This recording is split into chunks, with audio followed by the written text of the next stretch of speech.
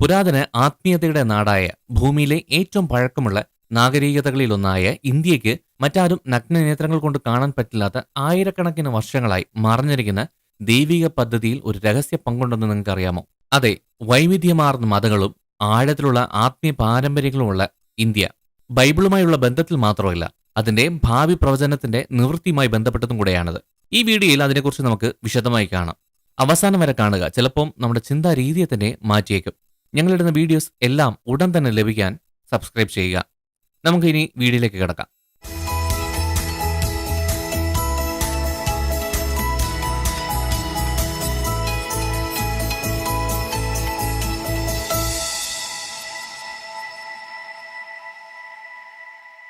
ക്രിസ്തുമതത്തിന്റെ വ്യാപനത്തിലും അന്ത്യകാല പ്രവചനത്തിന്റെ മഹത്തായ വിവരണത്തിലും ഇന്ത്യ എങ്ങനെയാണ് ബന്ധപ്പെട്ടിരിക്കുന്നത്?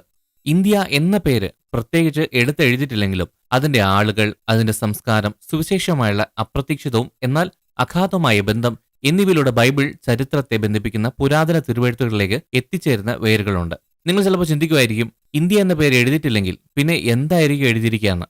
പക്ഷേ നമ്മൾ ഓർക്കേണ്ടത്, ബൈബിൾ പലപ്പോഴും വളരെ വിശാലമായ വാക്കുകൾ സംസാരിക്കാറുണ്ട്. ഒരുപാട് പുരാതന രാജ്യങ്ങളുടെ പേരുകൾ ബൈബിളിലുണ്ട്. ഉദാഹരണത്തിന്, നോഹയുടെ പുത്രന്മാർ, അവരുടെ സന്തതികൾ എപ്പോഴും പോലെ മധ്യകിഴക്കൻ രാജ്യങ്ങളിൽ മാത്രം ഒതുങ്ങിയതായി ബൈബിൾ പറയുന്നില്ല. ജലപ്രളയത്തിന് ശേഷമുള്ള നോഹയുടെ സന്തതികളിൽ നിന്നാണ് ബൈബിളുമായുള്ള ഇന്ത്യയുടെ ബന്ധം ആരംഭിക്കുന്നത്. ജലപ്രളയത്തിന് ശേഷം ഭൂമി എങ്ങനെ ജനസംഖ്യ കൊണ്ട് വർദ്ധിച്ചു എന്ന് വിശദമാക്കുന്ന രാഷ്ട്രങ്ങളുടെ പട്ടിക എന്നറിയപ്പെടുന്ന ഒരു വംശാവലി ബൈബിൾ നമുക്ക് ഉൽപ്പത്തി 10 നൽകുന്നുണ്ട്. നോഹയുടെ പുത്രന്മാരിൽ ഒരാളായ യാഫത്ത് പല വിജാതീയരുടെയും പ്രത്യേകിച്ച് യൂറോപ്പിലും ഏഷ്യയിലും വ്യാപിച്ചു കിടക്കുന്നവരുടെ പൂർവികനാണെന്ന് കാണിക്കുന്നു. ചില ബൈബിൾ പണ്ഡിതന്മാർ യാഫത്തിന്റെ തലമുറകളെ, പ്രത്യേകിച്ച് അദ്ദേഹത്തിന്റെ മകൻ യുവാന്റെ തലമുറകളെ ഇൻഡോ യൂറോപ്യൻ ജനതയുമായി ബന്ധിപ്പിക്കുന്നു. അതിലെ ആൾക്കാരാണ് പിന്നീട് ഇന്ത്യയിൽ അധിവസിക്കാൻ തുടങ്ങിയത് എന്ന് പറയുന്നു. അപ്പോ ഇന്ത്യയുമായുള്ള ഈ ബന്ധം ആദ്യം മുതലേ, ജലപ്രളയത്തിന് ശേഷം രാജ്യമായി പിരിയുന്ന സമയം മുതൽ തന്നെ ബൈബിളുമായി ബന്ധപ്പെട്ടിരിക്കുന്നു എന്നുള്ളത് കാണിക്കുന്നു. വികസിത സംസ്കാരത്തിനും ആത്മീയതയ്ക്കും വ്യാപാരങ്ങൾക്കും പേരുകേട്ട ഇന്ത്യയുടെ പുരാതന നാഗരികത ബൈബിൾ ലോകത്ത് വ്യാപാര വഴികൾ മുഖേന ബന്ധപ്പെട്ടിരിക്കാൻ സാധ്യതയുണ്ട്.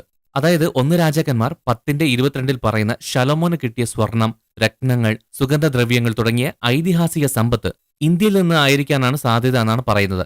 ഇനി നമുക്ക് നൂറുകണക്കിന് വർഷങ്ങൾ അതിനുശേഷം മുൻപോട്ട് വന്നാൽ അവിടെ ഇന്ത്യയെ ബൈബിളുമായി ബന്ധിപ്പിക്കുന്ന ഒരു രസകരമായ സംഭവമുണ്ട്. അതാണ് അപ്പോസ്തലനായ തോമസിന്റെ സംഭവം. തോമസ് യേശുവിന്റെ 12 ശിഷ്യന്മാരിൽ ഒരാളാണ്. സംശയിക്കുന്ന തോമസ് എന്നാണ് അറിയപ്പെടുന്നത്. കാരണം യേശു ഉയർത്തെഴുന്നേറ്റു എന്ന് കയ്യിലെ മുറിവ് കണ്ടും തൊട്ട് മനസ്സിലാക്കിയതിനു ശേഷമാണ് യേശു ഉയർത്തെഴുന്നേറ്റു എന്ന് വിശ്വസിച്ചത്. യേശു സ്വർഗാരോഹണം ചെയ്ത ശേഷം വളരെ ധൈര്യത്തോടെ യാത്ര ചെയ്ത് ഇന്ത്യ എന്ന ഉപഭൂഖണ്ഡത്തിന്റെ അറ്റം വരെ വന്നു. ക്രിസ്ത്യൻ പാരമ്പര്യം അനുസരിച്ച് AD 52 തോമസ് ഇന്ത്യയിലെത്തി. തെക്കൻ കേരളത്തിന്റെ തീരത്ത് വന്നിറങ്ങി. അതൊരു സാധാരണ മിഷണറി യാത്രയായിരുന്നില്ല.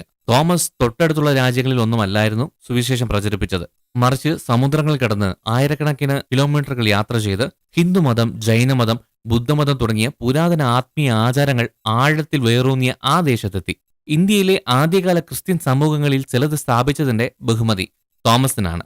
പ്രത്യേകിച്ച് കേരളത്തിലെ മാർത്തോമ ക്രിസ്ത്യാനികൾ അപ്പോസ്തലനായ തോമസിന്റെ മിഷണറി പ്രവർത്തനത്തിൽ നിന്ന് നേരിട്ട് ഉരുവാക്കപ്പെട്ട വംശജരാണെന്നാണ് അവകാശപ്പെടുന്നത്. ഇതിനർത്ഥം യൂറോപ്പിന്റെ പല ഭാഗങ്ങളിലും വിശ്വാസം സ്വീകരിക്കുന്നതിന് വളരെ മുമ്പ് തന്നെ യേശുക്രിസ്തുവിന്റെ സുവിശേഷം ആദ്യമായി കേട്ട രാജ്യങ്ങളിലൊന്നായി ഇന്ത്യ മാറി. എന്നാൽ ഇവിടെയാണ് കൂടുതൽ ആകർഷകമാകുന്നത്. തോമസിന്റെ ഇന്ത്യയിലേക്കുള്ള യാത്ര സുവിശേഷം ഭൂമിയുടെ അറ്റത്തോളം അറിയിക്കാനുള്ള യേശുവിന്റെ മഹത്തായ നിയോഗം നിറവേറ്റിയോ?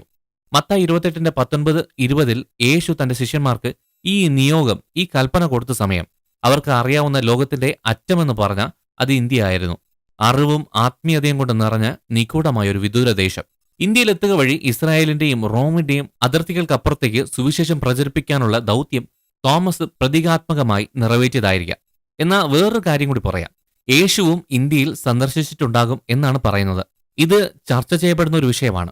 പുതിയ നിയമത്തിൽ യേശുവിന്റെ പറയപ്പെട്ടിട്ടില്ലാത്ത വർഷങ്ങൾ, കിഴക്കൻ പാരമ്പര്യങ്ങളിൽ, അപ്പോക്രിഫൽ പുസ്തകങ്ങളിൽ യേശുവിന്റെ നഷ്ടപ്പെട്ട വർഷങ്ങൾ എന്ന് പറയുന്നത് യേശു കിഴക്കൻ രാജ്യങ്ങളിലേക്ക് യാത്രയായെന്നും പ്രത്യേകിച്ച് ഇന്ത്യയിലേക്ക് പോയി യേശുവിന്റെ പരസ്യ ശുശ്രൂഷയ്ക്ക് മുമ്പ് അവിടെ നിന്ന് ആത്മീയ ജ്ഞാനം സ്വീകരിച്ചു എന്നും പറയുന്നുണ്ട്. ഈ വിവരണം കാനോനിക്കൽ ഗ്രന്ഥത്തിന്റെ ഭാഗമല്ലെങ്കിലും നൂറ്റാണ്ടുകളായി ക്രിസ്ത്യൻ ഇന്ത്യൻ പാരമ്പര്യങ്ങളിൽ ഇത് നിലനിൽക്കുന്നുണ്ട്. അപ്പോ ആ കാലത്ത് ആത്മീയതയ്ക്ക് പേരുകേട്ട രാജ്യമെന്ന് പറഞ്ഞാൽ അത് ഇന്ത്യ ആയിരിക്കാൻ സാധ്യതയുണ്ടോ? യേശുവിന്റെ അടുത്ത ശിഷ്യനായ അപ്പോസ്തലനായ തോമസ് ഈ ഇന്ത്യയിലേക്ക് വരുന്നത് കേവലം യാദൃശികമായിട്ടല്ല. ഈ ഇന്ത്യയിലേക്ക് ക്രിസ്തുവിന്റെ സന്ദേശം കൊണ്ടുവന്ന് ആ ദൈവിക പഠിപ്പിക്കലുകൾ മനസ്സിലാക്കിയെടുക്കാൻ തത്വശാസ്ത്രപരമായ ജ്ഞാനം നിഗൂഢ പങ്കുവഹിച്ചിട്ടുണ്ട്. അഗാധമായ മതചരിത്രമുള്ള ഇന്ത്യ ആയിരക്കണക്കിന് വർഷങ്ങളായി ഒരു ആത്മീയ യുദ്ധകളമാണ്. ഇന്നും ഹിന്ദുമതം, ബുദ്ധമതം, ഇസ്ലാം മതം, സിഖ് മതം, ക്രിസ്തുമതം തുടങ്ങിയവയുടെ ആസ്ഥാനമാണ്. എന്നാൽ ബൈബിളിലെ പ്രവചനങ്ങളിൽ ഇന്ത്യയുടെ സ്ഥാനം പലപ്പോഴും അവഗണിക്കപ്പെടുന്നുണ്ട്.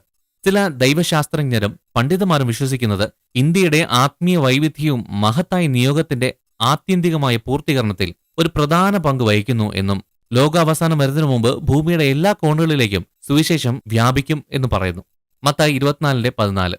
വെളിപ്പാട് പുസ്തകം 7:9 എല്ലാ ജാതികളിൽ നിന്നും, ഗോത്രങ്ങളിൽ നിന്നും, ജനങ്ങളിൽ നിന്നും, ഭാഷകളിൽ നിന്നും ഒരു വലിയ ജനക്കൂട്ടം ദൈവത്തിന്റെ സിംഹാസനത്തിനു മുമ്പിൽ നിൽക്കുന്നതായി നമ്മോട് പറയുന്നുണ്ട്. 2000-ലധികം വ്യത്യസ്ത ജനവിഭാഗങ്ങളും 100 കണക്കിന് ഭാഷകളുമുള്ള ഒരു രാഷ്ട്രമായ ഇന്ത്യ ഈ ദർശനത്തിൽ ഭാഗമാകുന്നത് സങ്കല്പിക്കുക. ഇന്ത്യയുടെ അവിശ്വസനീയമായ വൈവിധ്യവും വിശാലമായ ജനസംഖ്യയും അർത്ഥമാക്കുന്നത് അവസാന സമയത്ത് വിളവെടുക്കുന്ന നല്ല കൊയ്ത്തുള്ള വയലുകളിൽ ഒന്നായിരിക്കും എന്നാണ് പറയുന്നത്. ഇന്ത്യയുടെ മതപരമായ ഭൂപ്രകൃതി വൈവിധ്യമാർന്നതാണെങ്കിലും ചരിത്രപരമായ ക്രിസ്തുമതത്തിന്റെ വ്യാപനം ചെറുത്തു നിൽക്കുന്നുണ്ട്. ഈ എതിർപ്പുകൾക്കിടയിലും ക്രിസ്ത്യൻ വിശ്വാസം അതിജീവിക്കുക മാത്രമല്ല, ചില പ്രദേശങ്ങളിൽ അഭിവൃദ്ധി പ്രാപിക്കുകയും ചെയ്തു. മാർത്തോമ ക്രിസ്ത്യാനികളും വടക്ക് കിഴക്കൻ ഇന്ത്യയിലെ ക്രിസ്തുമതത്തിന്റെ സ്ഫോടനാത്മകമായ വളർച്ചയും ഈ പ്രതിരോധത്തിന് ഒരു സാക്ഷ്യം വഹിക്കുന്നുണ്ട്. തോമസ് ഇന്ത്യയിൽ ക്രിസ്തുമതത്തിന്റെ ആദ്യ വിത്ത് പാകിയെങ്കിലും യൂറോപ്യൻ കൊളോണിയലിസത്തിന്റെ കാലഘട്ടം വരെ ക്രിസ്തുമതം കൂടുതൽ വ്യാപകമായി പ്രചരിച്ചില്ല. 16-ാം നൂറ്റാണ്ടിൽ പോർച്ചുഗീസുകാരും പിന്നീട് ഡച്ചുകാരും ബ്രിട്ടീഷ് മിഷണറിമാരും എത്തി. കൊളോണിയലിസം ഇന്ത്യയിലെ ജനങ്ങളിലും സംസ്കാരത്തിലും സങ്കീർണവും ആർക്കും നിഷേധിക്കാൻ പറ്റാത്ത സ്വാധീനം ചെലുത്തിയപ്പോൾ അത് മുമ്പ് കേട്ടിട്ടില്ലാത്ത പലരിലേക്കും സുവിശേഷം എത്തിക്കാൻ കാരണമായി. വില്യം കേരി പോലുള്ളവരുടെ നേതൃത്വത്തിൽ ബ്രിട്ടീഷ് മിഷണറി പ്രസ്ഥാനം സ്കൂളുകൾ സ്ഥാപിച്ചു. ബൈബിൾ ഇന്ത്യൻ ഭാഷകളിലേക്ക് വിവർത്തനം ചെയ്തു. ക്രിസ്തുമതത്തിന്റെ സന്ദേശം ഈ ഇന്ത്യയിലുടനീളം പ്രചരിപ്പിക്കപ്പെടുകയും ചെയ്തു. എന്നിരുന്നാലും ഹിന്ദുമതം, ഇസ്ലാം, സിഖ് മതം തുടങ്ങിയ മറ്റ് ശക്തമായ മതപാരമ്പര്യങ്ങളുമായി ക്രിസ്തുമതം സഹവർത്തിത്വമുള്ള ഒരു നാടായി ഇന്ത്യ തുടർന്നു. എന്നാൽ ചോദ്യം പിന്നെയും ബാക്കിയാണ്. അന്ത്യകാലത്ത് ഇന്ത്യക്ക് ഒരു സുപ്രധാന പങ്ക് വഹിക്കാൻ കഴിയുമോ? ബൈബിളിലെ പ്രവചനം ഇന്ത്യ എന്ന പേര് എടുത്തു പറഞ്ഞിട്ടില്ലെങ്കിലും അതിന്റെ ആത്മീയ പ്രാധാന്യവും വർദ്ധിച്ചു വരുന്ന ആഗോള സ്വാധീനവും സൂചിപ്പിക്കുന്നത് അത് ഭാവിയിലെ ലോക സംഭവങ്ങളുടെ കേന്ദ്രമായിരിക്കുമെന്നാണ്. വാസ്തവത്തിൽ എത്തിച്ചേരാൻ കഴിയാത്ത ജനവിഭാഗങ്ങളുടെ ഏറ്റവും വലിയ ജനസംഖ്യയുള്ള രാജ്യങ്ങളിലൊന്നാണ് ഇന്ത്യ. ഇതൊരു നിർണായക മിഷൻ മേഖലയാണ്. ഇന്ത്യയുടെ ആത്മീയ വൈവിധ്യം അതിനെ തീവ്രമായ ആത്മീയ യുദ്ധങ്ങളുടെ നാടാക്കി മാറ്റുന്നു. ദൈവത്തിന്റെ സത്യത്തോടുള്ള അവരുടെ പ്രതികരണത്തെ അടിസ്ഥാനമാക്കി രാഷ്ട്രങ്ങളെ വിഭജിക്കുന്നതിനെക്കുറിച്ച് ബൈബിൾ പലപ്പോഴും സംസാരിക്കുന്നുണ്ട്. കൂടാതെ ഒരുപാട് ദൈവങ്ങളെ ദീർഘകാലമായി സ്വീകരിച്ച ഒരു രാഷ്ട്രമെന്ന നിലയിൽ ഇന്ത്യ ഒരു വഴിത്തിരിവ് നിൽക്കാം. സുവിശേഷം സ്വീകരിക്കുന്ന ഒരു രാഷ്ട്രമായി അത് മാറുമോ, അതോ നൂറ്റാണ്ടുകളായി അത് ചെറുത്തു നിൽക്കുന്നത് പോലെ തന്നെ ഇനിയും തുടരുമോ?